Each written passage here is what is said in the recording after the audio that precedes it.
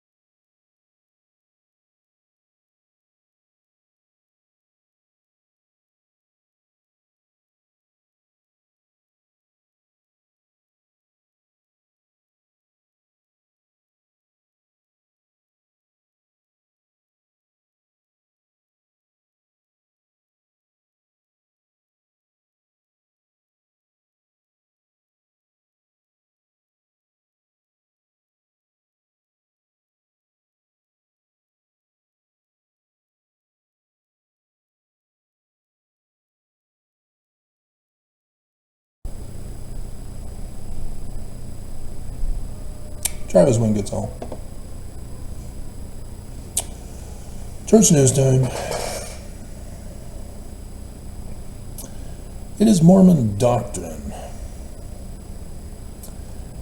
that you cannot lose a testimony. You can deny it, but that just makes you look stupid. You lose faith, not testimony.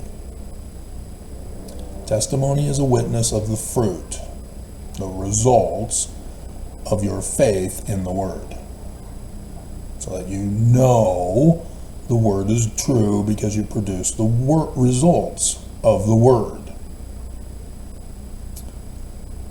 So, word of wisdom, exercise. Did you know that was in the word of wisdom? Run and not be weary, walk and not faint. And so you obey the word of wisdom, even though it's just a word of wisdom, it's not a commandment. That was Brigham Young. Saw that the other day, didn't I? Who changed it to a commandment. And he didn't really keep it. Or was it? I remember covering that and going, oh, that's who started the word of wisdom as a commandment. Social to memory, didn't memorize it, don't have it down in my little reference book. But yeah, Joseph Smith, it was just a word of advice, some counsel to keep your marriage going. And so yeah, but you exercise regularly, eat healthy foods, stay away from stuff that will harm your body, and you will see the results. You'll have health in the navel, marrow in your bones, strength in the loins and in your sinews, power in the priesthood be upon you and your posterity throughout generations of time and throughout all eternity. What is that?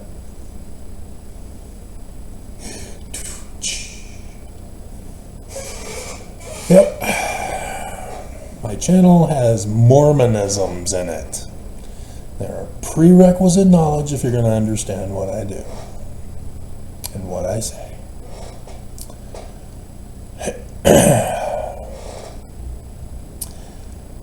And so it's necessary to test the church's claims so that you aren't a sucker and a loser being deceived by false prophets.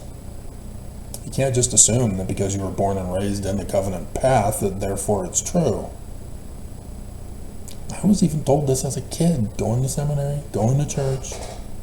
You have to get your own testimony. You can't live on borrowed light. Because those were the talks that we were given from conference, from the living prophets of Jesus. And so you have to trust in the doctrinal precepts in the Book of Mormon and put them to the test. And that's one of them. Alma, chapter 32, starting in verse 28. Every Mormon should know this. Every Mormon should have been practicing it already and already know as a witness that it is true and testifying to others that it is true, and nobody is. Instead, you're testifying about how your misinterpretation of Moroni 10 verses 4 and 5 is true, and that other people need to get the right feeling and join the church and pay up. You should have tried from the beginning. 1 Nephi chapter 1 verse 2. So that when you get to Moroni, you're supposed to go, is the Book of Mormon in the learning of the Jews?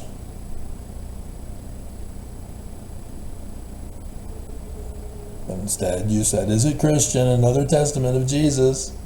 You felt all warm and fuzzy inside. You got deceived. Your feelings are wrong. They cannot be validated because they're wrong. If you produce the results, then you'll feel joy.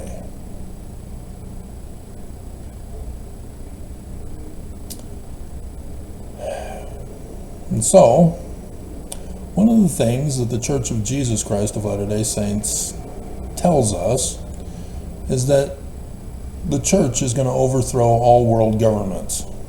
They'll all bow the knee to the church and hand over the keys of government to the church. And all religions will hand over the key of their religions to the church. They'll all become one, just like what Constantine did 1699 years ago. To the day. It was from May into June.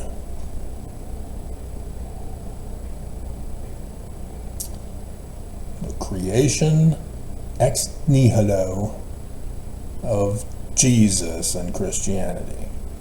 Homoousion. Creatio ex nihilo.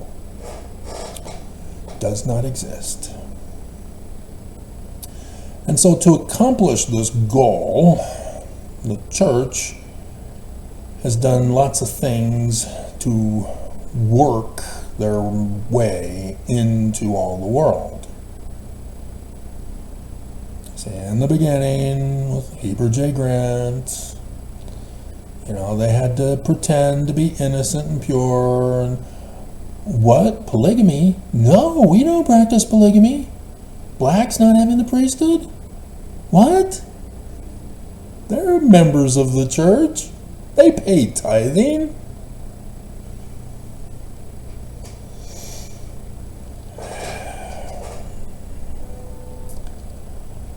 And so, the only thing that hurt the church was when people found out the original documents from the time of Joseph Smith that contradicts what the church has been telling us.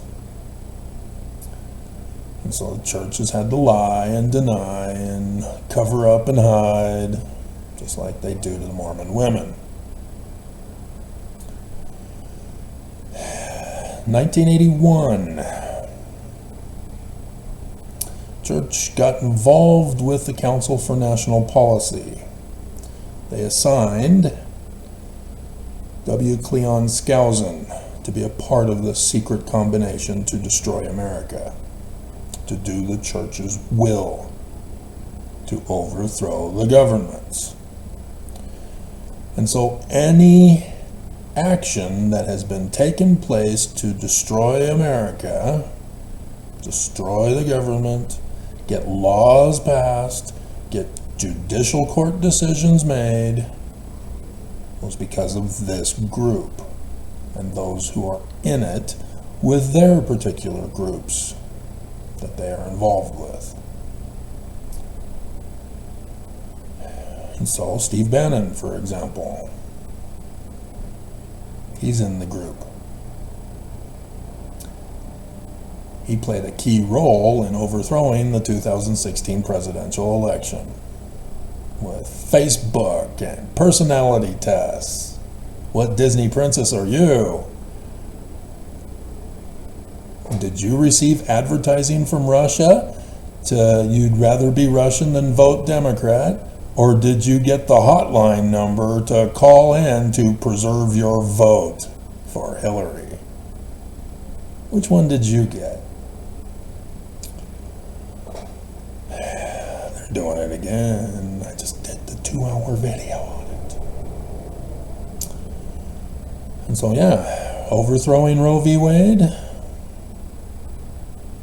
the church, through this group. That Leonard Leo guy, hooking up the judicial court, Supreme Court, SCOTUS, with billionaires. That was his job. And those billionaires were bribing the Supreme Court justices to vote a certain way. And bye-bye Roe v. Wade. They were already put in because they were going to do it.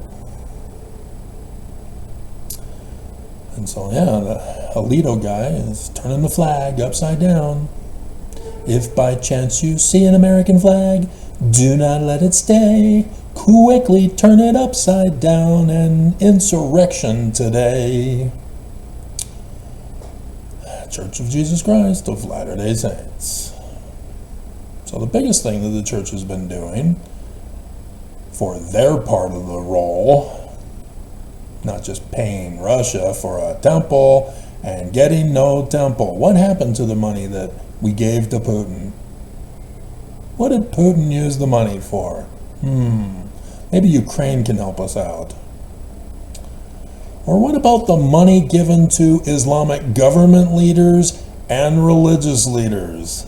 I wonder what Islam used the money for from the Church of Jesus Christ of Latter-day Saints. I don't know. That's a tricky one.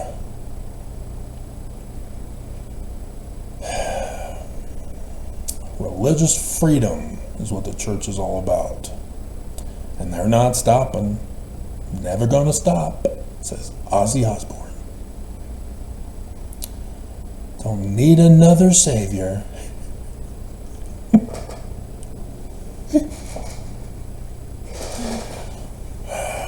And so the Church News has BYU professor, because he's an authority of the church. Yeah, I had to be interviewed for my job at BYU by a living prophet of Jesus, so therefore I got the Jesus card. I speak for Jesus. Listen up, UN. On why family or marriage and family matters. Religious freedom, polygamy, child bride polygamy.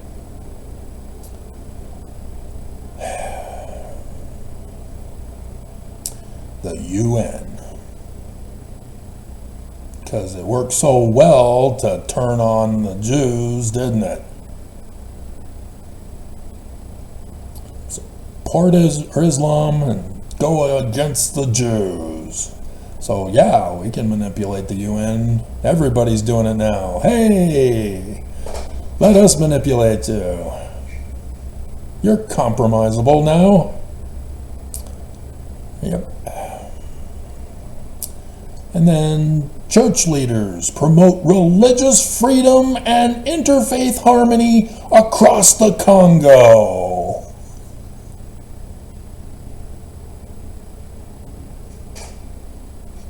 Africa. Where Mormons got caught trying to coup the Congan government. Is it called Congan?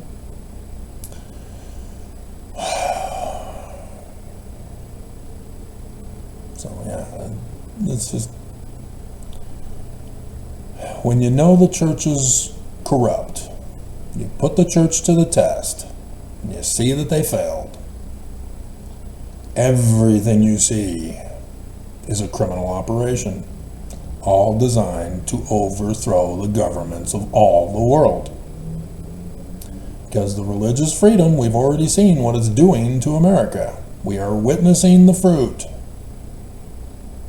It's to overthrow the Constitution, you know, that First Amendment, where there's already religious freedom. Why do you need more religious freedom? Oh, to deny people their rights to life, liberty, and property. Huh.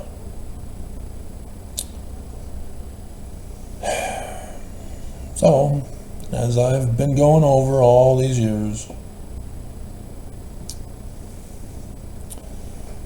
showing you the pictures so that you would remember, as a little trigger, this book, the infamous book with which I got the death threat when I found it. And yes, YouTube, right before conference, shut down my channel with a fake claim. Ooh, Travis, we found a video 50 years ago that we're just going to claim violates Mormon standards and values on YouTube. So that you don't get views for conference. See, normally, there was a time I noticed in, I think it was 2021, where just out of the blue, one Wednesday, I was inspired to do specific video topics that just happened to be on Wednesdays. I got inspiration Wednesday mornings to do specific videos, and they pissed off the church. Because it's the day before their big meeting on Thursdays at 10 a.m., which used to be in the Salt Lake Temple, but yeah, that's not an option now, so it's now in the church administration building. And so, yes, it was always a wonder how the church would react and respond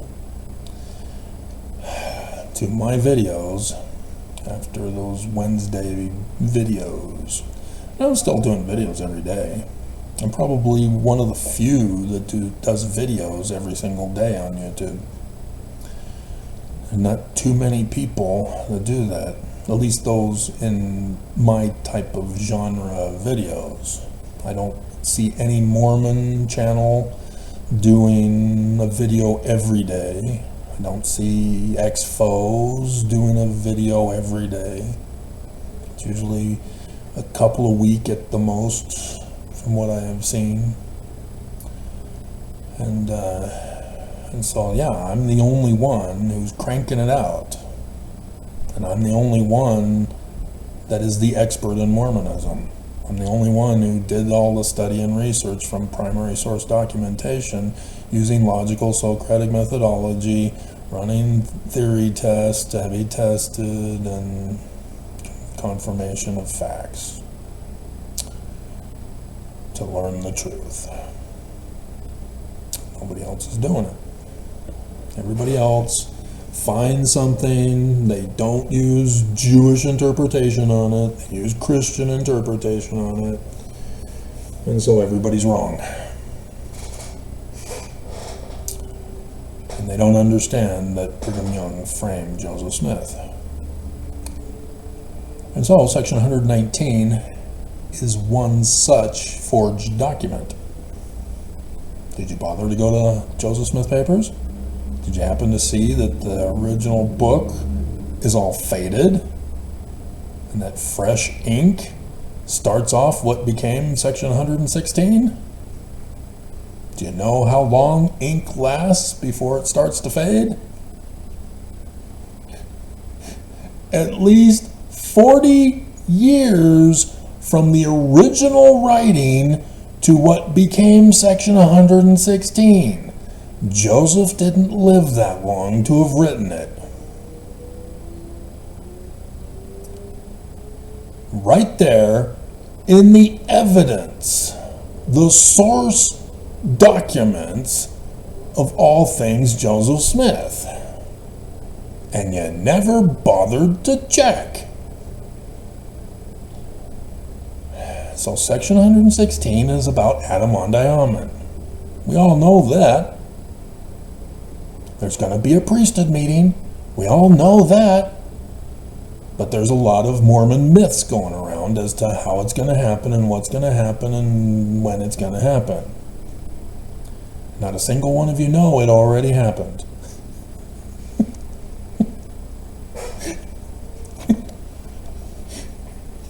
This book.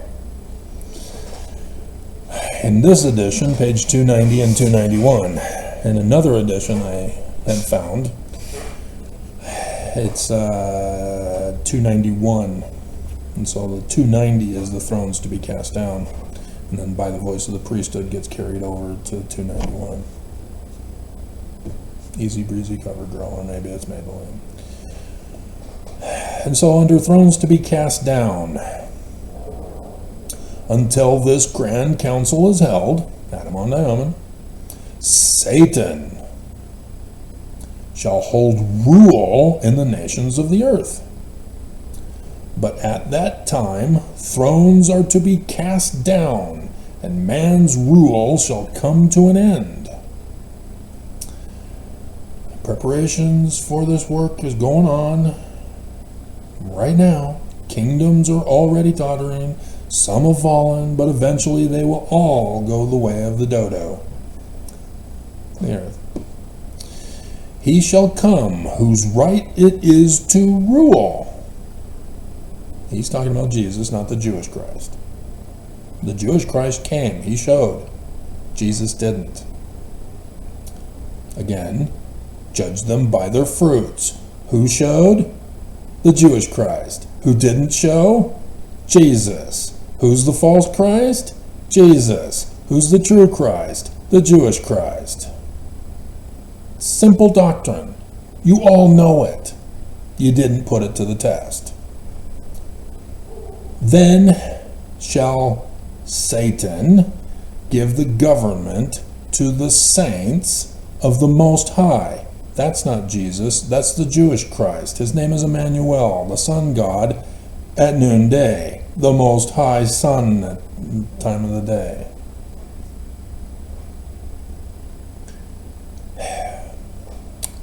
And so then we go to by voice of the priesthood.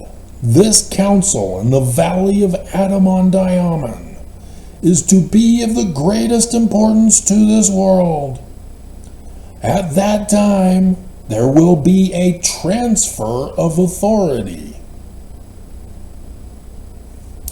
from the usurper and impostor Lucifer, who holds the keys of government, holds rule in the nations of the earth.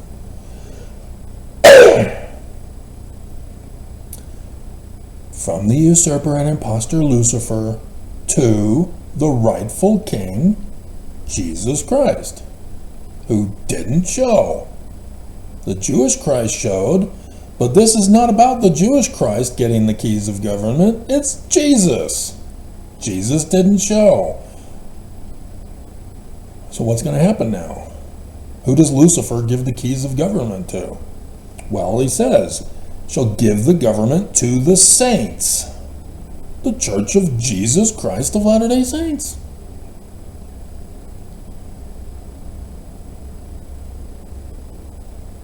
So every single government leader is led by Lucifer.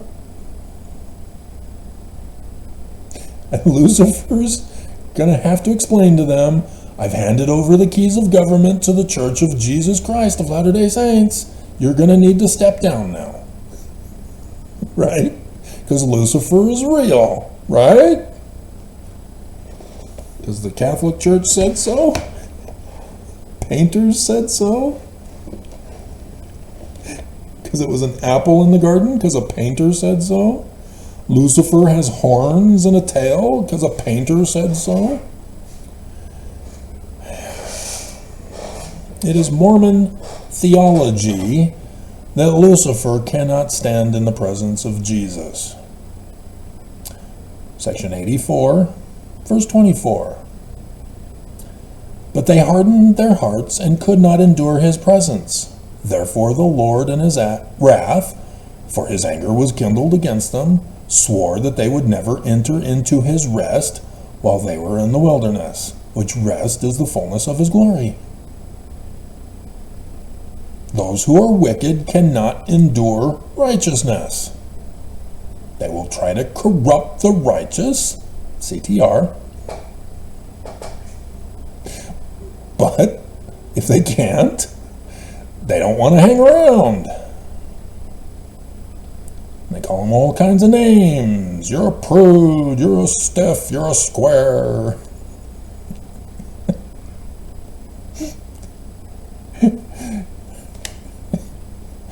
And don't look at the surrounding verses for that one. Because Christian, right? You got to maintain Christianity. Don't look at the surrounding verses. Don't do it. You'll lose your testimony.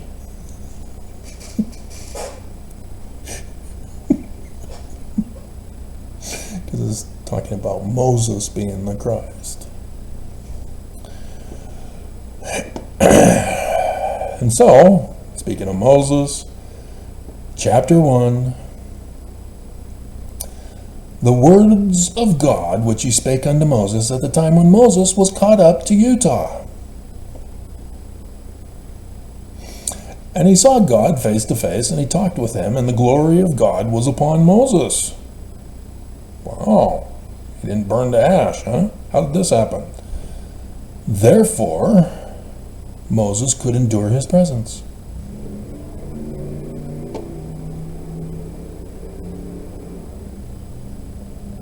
So the glory of God has to be upon a person in order to be able to stand in their presence and endure it.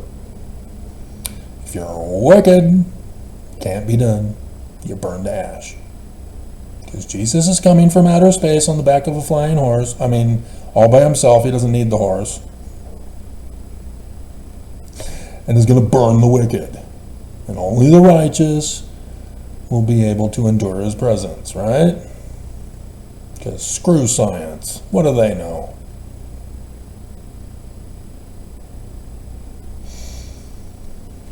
And so, how is Lucifer going to stand in the presence of Jesus to give him the keys? Yeah. This is not to be taken literal.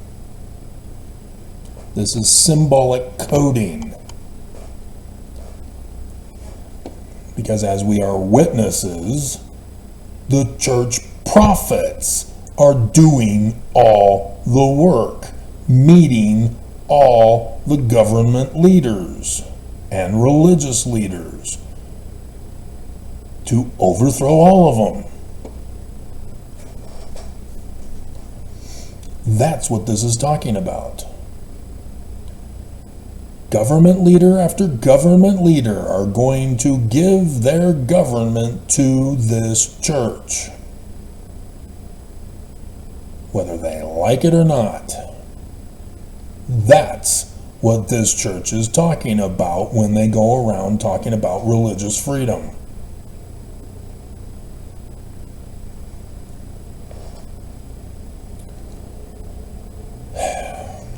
And so, when this gathering is held, the world will not know of it. Secret combination. The members of the church at large will not know of it. See? You didn't know of it.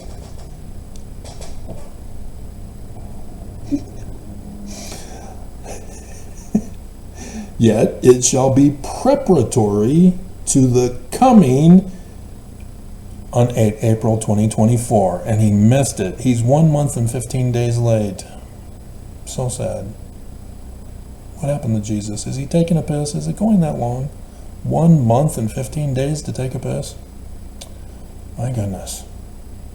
Well, that Jewish Christ, he doesn't need to go to the bathroom for that long. He showed up on time.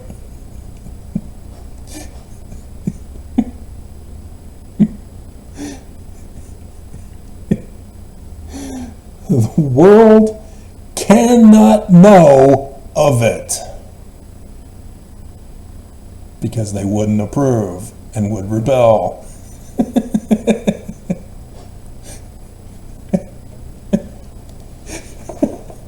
The saints cannot know of it. Plausible deniability.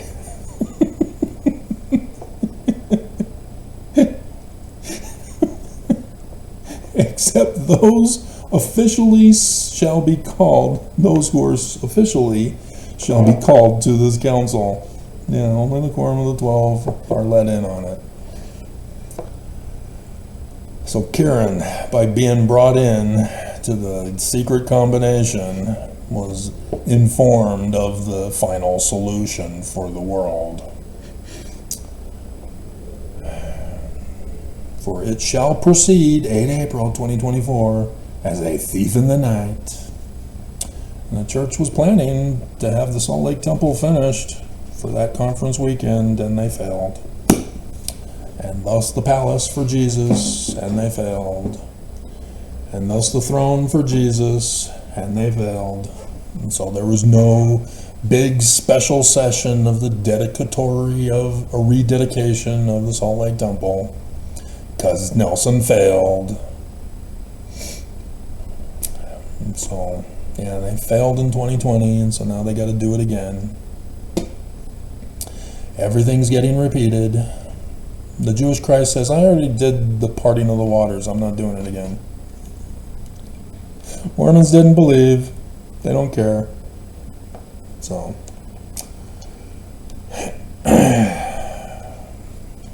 no Zion. Utter destruction awaits. Isn't that great, Mormons?